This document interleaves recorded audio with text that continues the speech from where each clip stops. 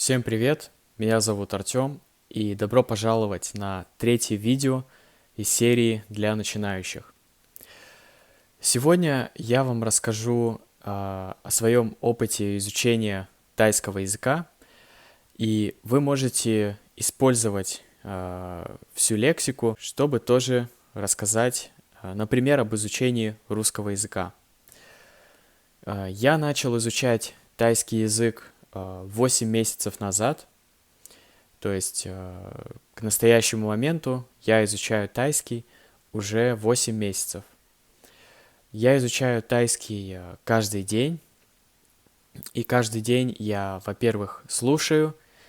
Я изначально, когда только начинал, я пытался читать, но это слишком тяжело, и сейчас я не читаю на тайском, я только слушаю и пытаюсь учить новые слова.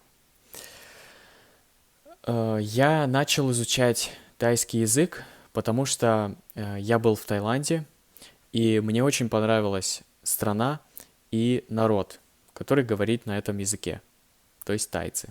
Также мне понравилось звучание тайского языка. Это очень интересный язык, и поэтому вот я начал его изучать.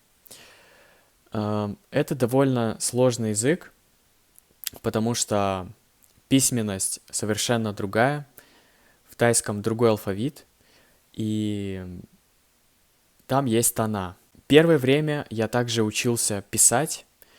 Писать на тайском тоже очень сложно, но интересно. И я надеюсь, что когда я поеду в Таиланд в следующий раз, я уже смогу общаться с местными людьми на тайском языке. Вот. На этом все. Используйте слова и фразы из этого видео, чтобы рассказать о том, как вы изучаете русский язык. И мы увидимся с вами в следующих видео. Не забудьте подписаться, рассказать друзьям, кто изучает русский, об этом проекте, и поставить лайк. На этом все. Увидимся в следующих видео. Пока.